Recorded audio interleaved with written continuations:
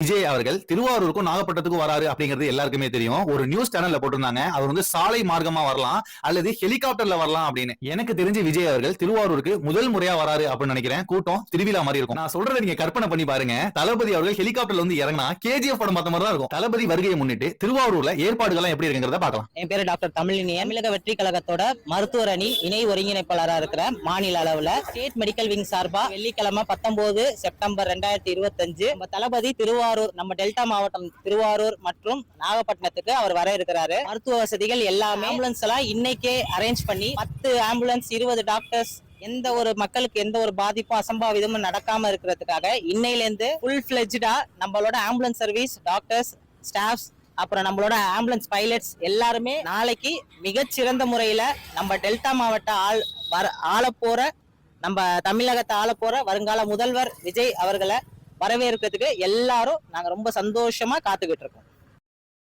விஜய் அவர்கள்